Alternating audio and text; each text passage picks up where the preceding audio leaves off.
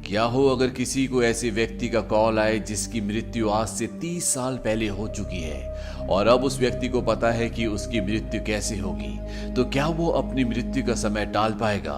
Bollywood silver screen presenting frequency. ये कहानी शुरू होती है सन 1969 में, जहां पर एक आदमी को दिखाया जाता है जिसका नाम फ्रैंक है। ये एक फायर फाइटर है।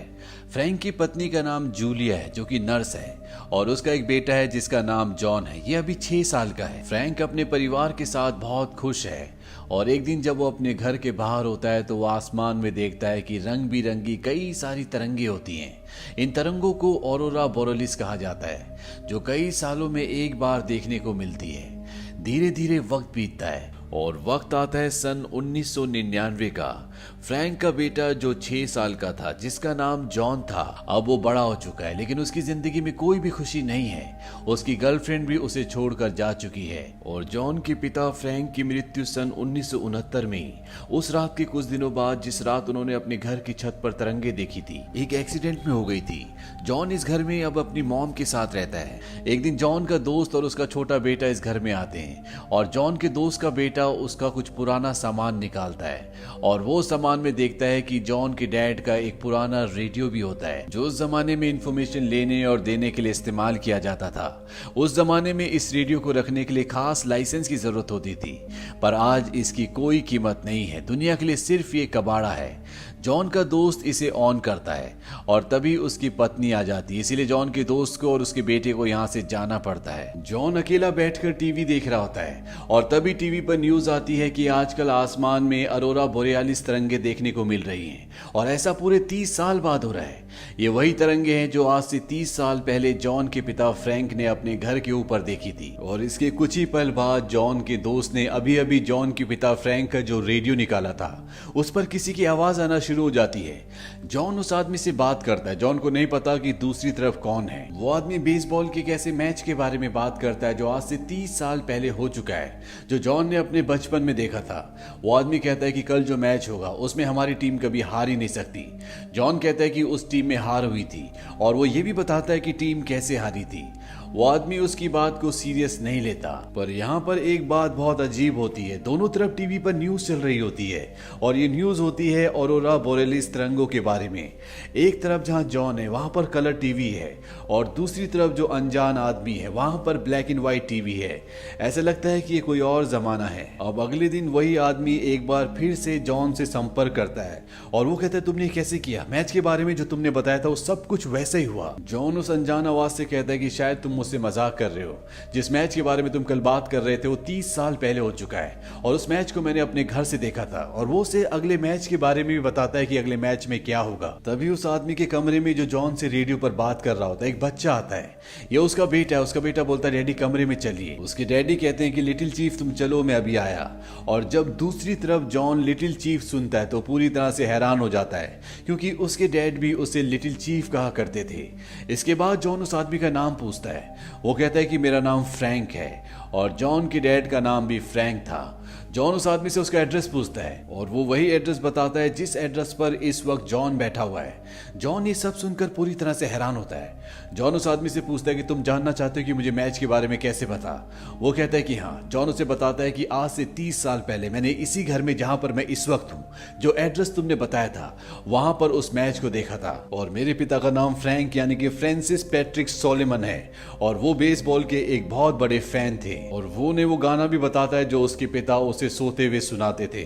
और ये सुनकर दूसरी तरफ जो आदमी है वो पूरी तरह से हैरान हो जाता है। दरअसल ये जॉन के पिता ही होते हैं, और इस रेडियो के जरिए ये दोनों एक दूसरे से 30 साल के गैप में बात कर पा रहे होते हैं। हालांकि इस वक्त में जॉन के पिता मर चुके हैं, लेकिन ये वो टाइमलाइन है, ये वो वक्त है जब जॉन के पिता जिंदा थे।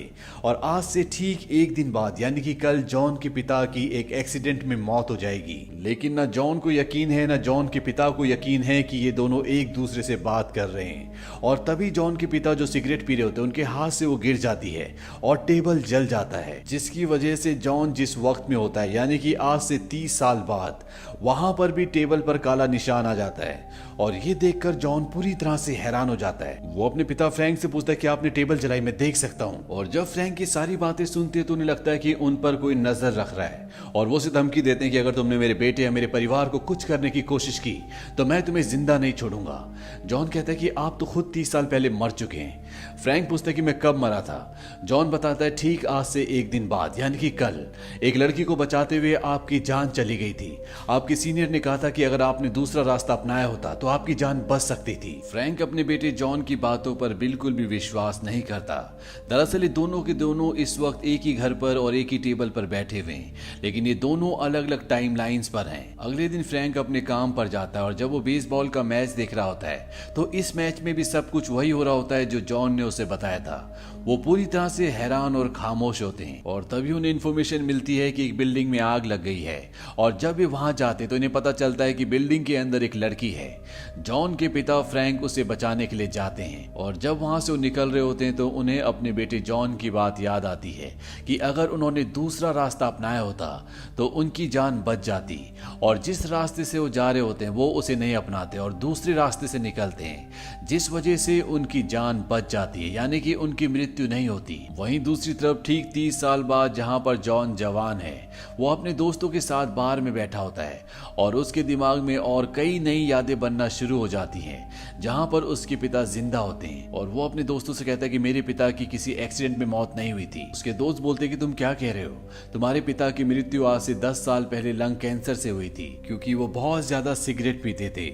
यहाँ पर एक बात बिल्कुल साफ हो जाती है कि आज से 30 साल पहले जो भी बदलाव होगा उसका पूरा असर जॉन की जिंदगी में उसके आसपास के माहौल में होगा। वहीं जॉन के पिता फ्रैंक को यकीन हो जाता है कि जिससे वो बात कर रहे थे वो और कोई नहीं बल्कि उनका बेटा है जो सन 1999 से यानी कि आज से 30 साल आगे के टाइमलाइन से बात कर रहा है। वो घर जाते हैं और वो उस टेबल पर जहां पर उनका रेडियो होता है वो वहां पर उस लकड़ी पर गोद कर लिखते हैं I am still here chief, और यही सन 1999 में जॉन को दिखता है। जॉन अपनी फैमिली फोटोज में देखता है कि उसके पिता भी अब उनके साथ हैं जो पहले उन फोटोज में नहीं थे।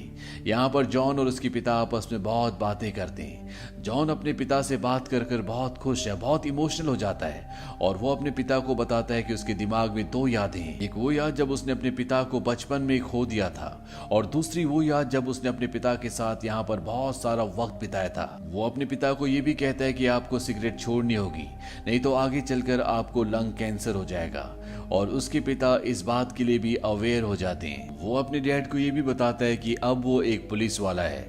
इसके बाद जब वो रात को सो रहा होता है तो जॉन को अजीब अजीब से हेलुसिनेशन होना शुरू हो जाते हैं। उसे अपने बचपन का रूप दिखता है जहां पर वो रो रहा होता है। वो बहुत परेशान होता है।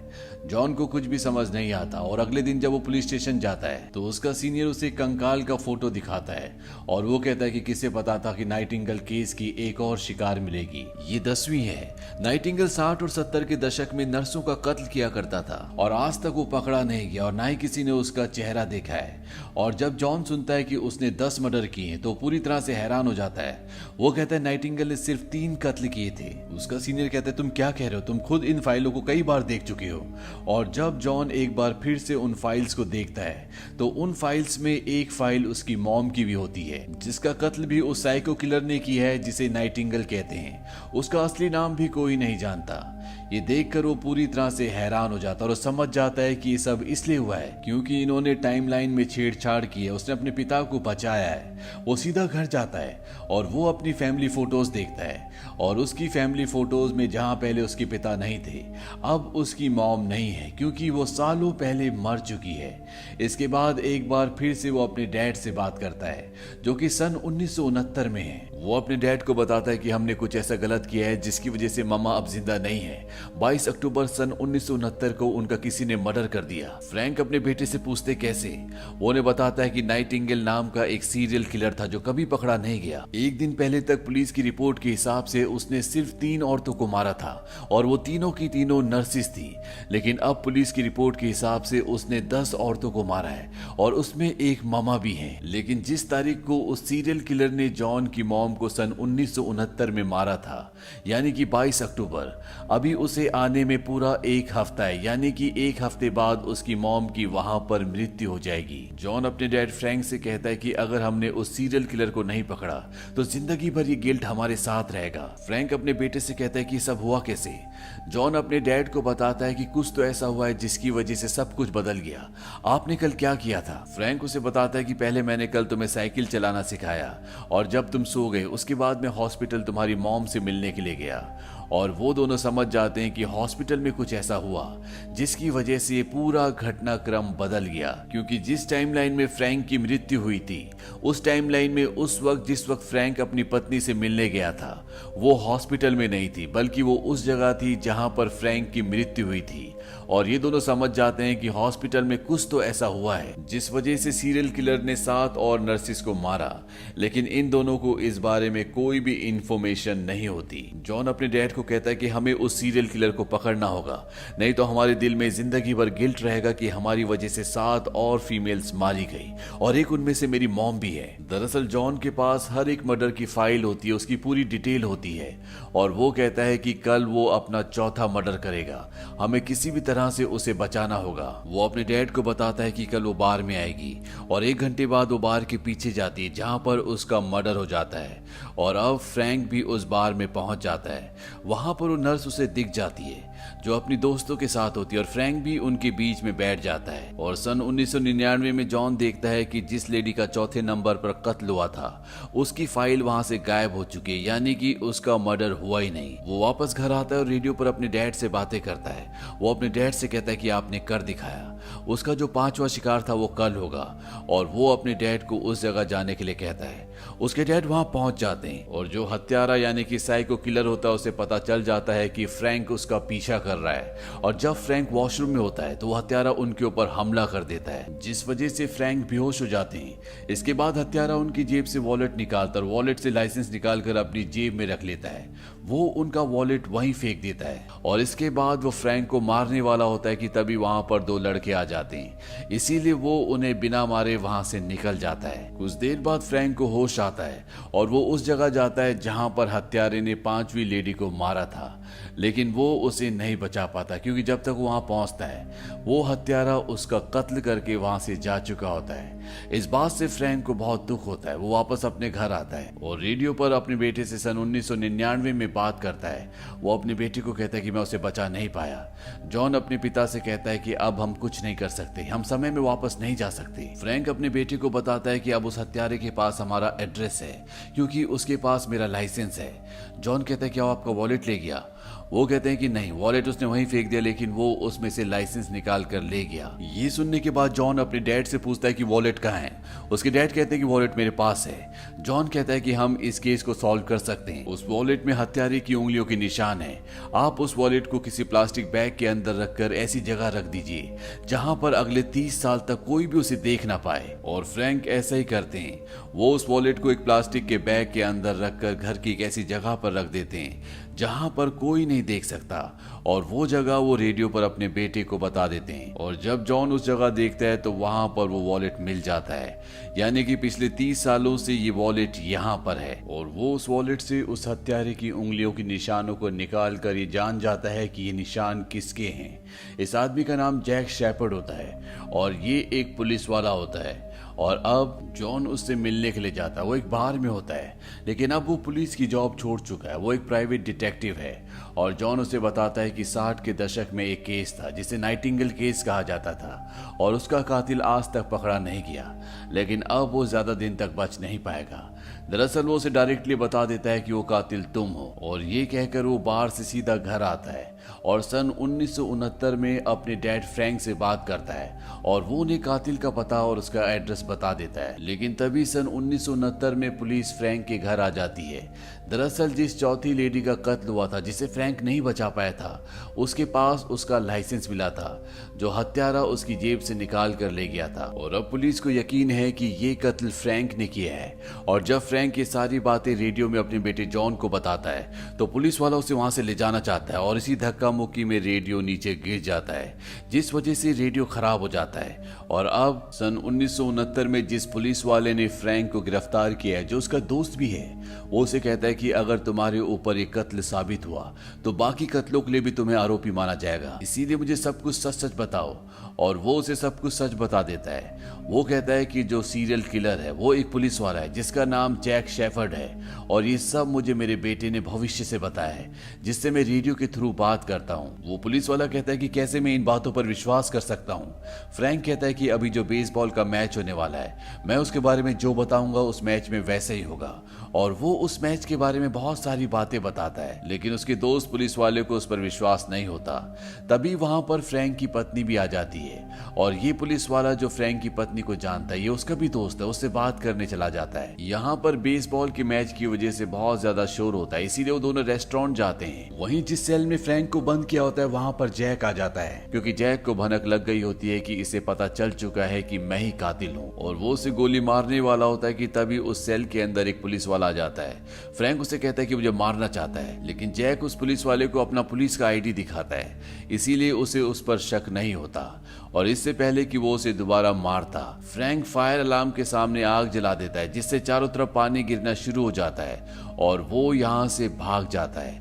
और यहाँ से भागने के बाद सीधा वो जैक के घर पर जाता है, क्योंकि उसके बेटे जॉन ने बताया था कि जैक जिसका भी मर्डर करता है उसका एक गहना वो हमेशा अपने पास रखता है। और जब वो उसके घर की तलाशी ले रहा होता है तभी वहां पर जैक भी आ जाता है, और जैक देख लेता है कि फ्रैंक को वो गहनों का बक्सा मिल चुका है। और जब वो उसे लेकर भाग रहा होता है तो जैक पीछे से उस पर गोली चलाता है, जिसकी वजह से वो बॉक्स वहीं पर गिर जाता है। फ्रैंक उसके घर से भागने में कामयाब हो जाता है, लेकिन जैक उसका पीछा करता है। दोनों की दोनों तालाब में गिर जाते हैं, जहां पर फ्रैंक जैक को मार देता है। वहीं दूसरी तरफ रेस्टोरेंट में वो पुलिस वाला जिसे फ्रैंक ने सब कुछ सच सच बताया था, जब वो बेसबॉल का मैच देखता है तो उस बेसबॉल के मैच में एग्जैक्टली वही होता है जो फ्रैंक ने उसे बताया था, और वो समझ जाता है कि फ्रैंक ने जो भी उससे कहा है वो सब कुछ सच है।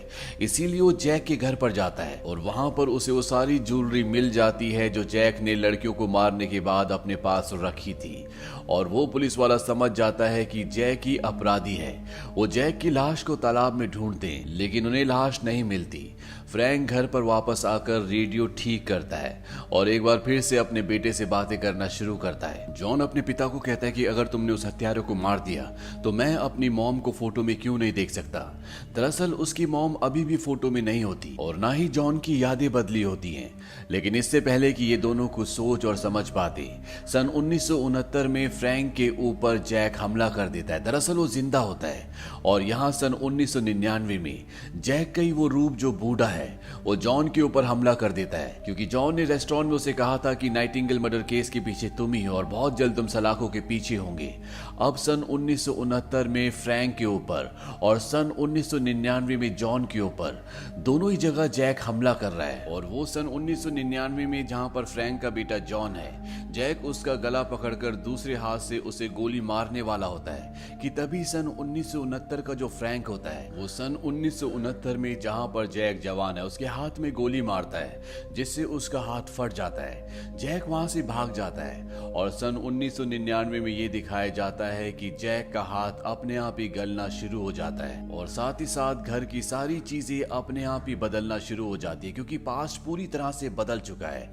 और इससे पहले कि जैक जॉन को गोली मारता, वहां पर जॉन के पिता फ्रैंक आ जाते हैं जो कि बूढ़े हैं, और वो जैक को गोली मार देते हैं। सन 1969 में जैक भाग गया था, लेकिन अब सन 1999 में उसे मार दिया गया है, यानी कि पास्ट पूरी तरह से बदल गया था, इसीलिए अब प्रेजेंट भी बदल चुका है। जॉन की मॉम भी जिंदा होती है, और इनके जीवन में जो भी परेशानियां थी अब वो सब पूरी तरह से खत्म हो चुकी है।